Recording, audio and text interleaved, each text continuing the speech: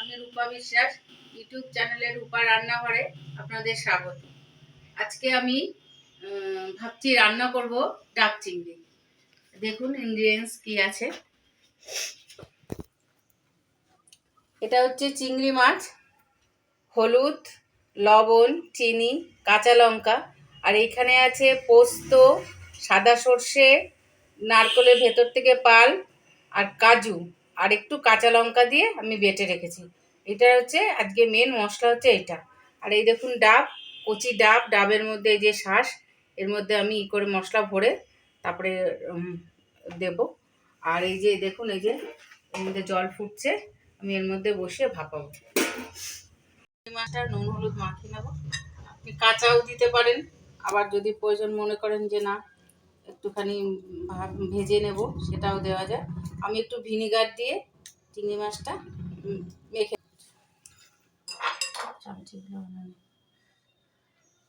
যে হলুদ দিলাম,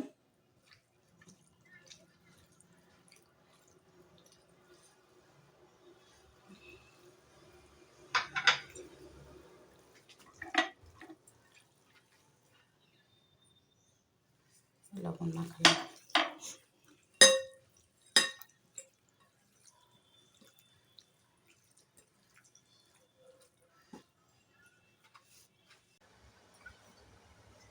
সর্ষের তেল দিলাম।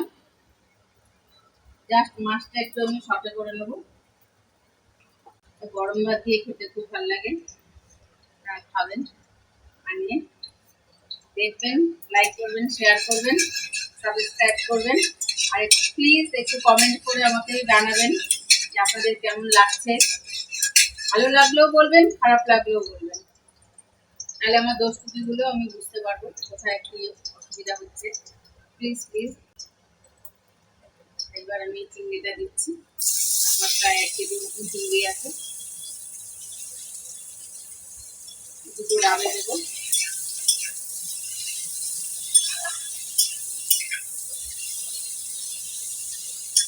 চিংড়িটাই হবে যেটা আমি মশলাটা করবো।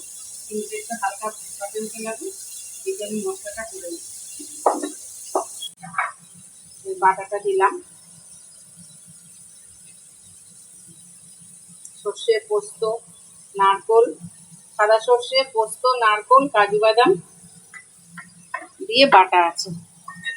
লবণ দিচ্ছি, শুধু লবণ লাগবে।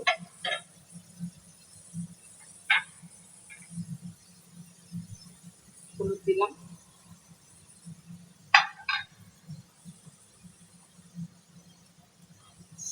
সর্ষের তেল দিচ্ছি, কাঁচা সর্ষের তেল। সর্ষের তেল দিয়েই ভালো লাগে, অন্য অয়েল দিয়ে এটা ভালো হয় না।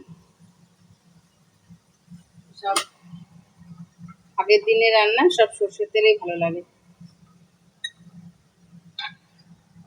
যে যেরকম ঝাল মিষ্টি, একটু মিষ্টি হয় রান্নাটা। চিনি দিলাম, 1 চামচের মতন চিনি দিলাম। আমার মশলাটা রেডি হয়ে গেল। মশলা হয়ে গেছে,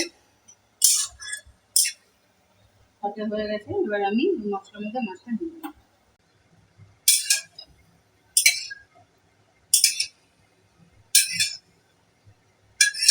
যে চিংড়িটা মশলার মধ্যে মাখিয়ে নিলাম, এবার এটা ডাবের মধ্যে ভরবো।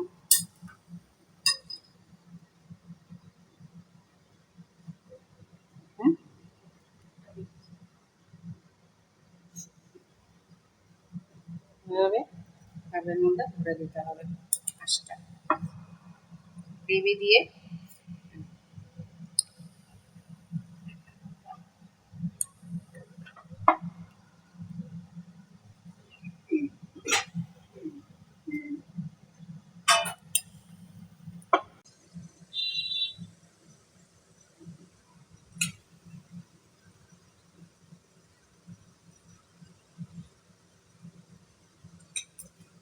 এগুলো হচ্ছে পুরোনো দিনের রান্না।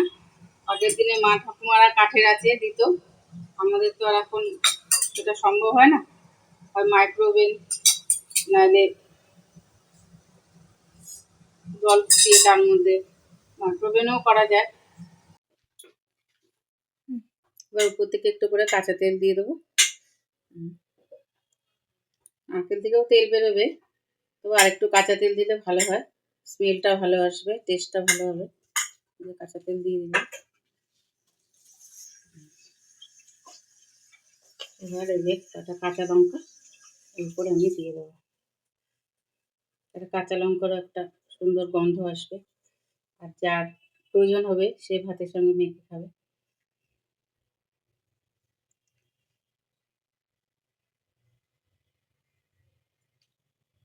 এই যে আটা দেখছেন, এই যে অল্প একটু আটা নিয়ে দুটো ডাবের মুখ মারতে হবে, সেই পরিমাণ আটা নিয়ে শুধু জল দিয়ে আটাটা একটুখানি ছেনে নিয়ে এবার মুষ্টিয়ে নিলাম। এবার দুটো মুখ আমি আটকে ভাপে বসাবো। এবার আমি এই ডাবের মুখটা আটা দিয়ে মেরে দিচ্ছি।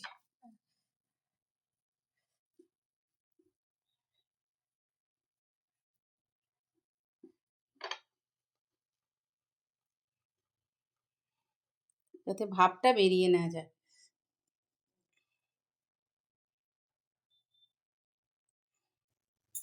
আচ্ছা, এবার আমি ইন্ডাকশানে জলটা দিয়ে দিলাম।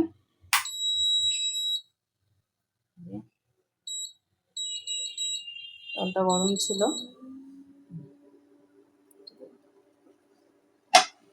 দেখুন এই যে ভাপটা আমি এইভাবে ছেড়ে দেবো। এই দিয়ে ঢাকা দিয়ে দিলাম। এবার 20 মিনিট পরে আমি এটা নামাবো। 15 মিনিট পরে আমি যে ঢাকা খুলছি, আমি বন্ধ করে দিয়েছিলাম। এই যে ডাবটা এই যে ভাপে এরকম হয়েছে। আর এই যে আরেকটা তুলেছি, এই যে আরেকটাকেও তুলে রেখেছি, এই যে দুটো। এবার ডেকোরেশন হবে। ভাপানোর পরে এরকম হয়েছে। এবার আমি মুখগুলো খুলবো।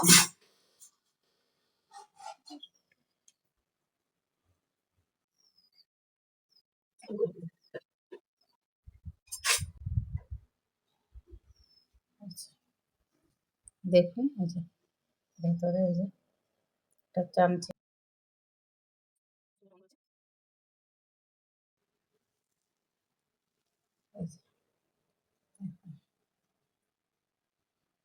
দেখাচ্ছি, চামচে দিয়ে এই দেখুন ডাব চিংড়ি।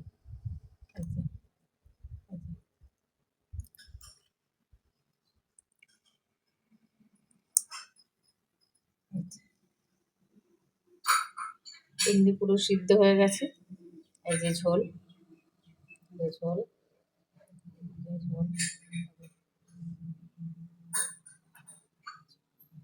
হয়ে গেছে।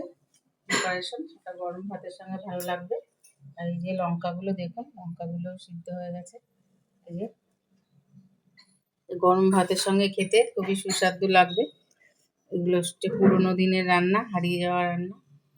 আপনারা দেখবেন, লাইক শেয়ার করবেন, সাবস্ক্রাইব করবেন, আর প্লিজ কমেন্টস দেবেন, তাহলে আমি বুঝবো যে কিরকম হলো। আপনারা বানিয়ে খাবেন, খেয়ে আমাকে জানাবেন। আজকের মতন এখানেই আমার রান্নাঘর বন্ধ।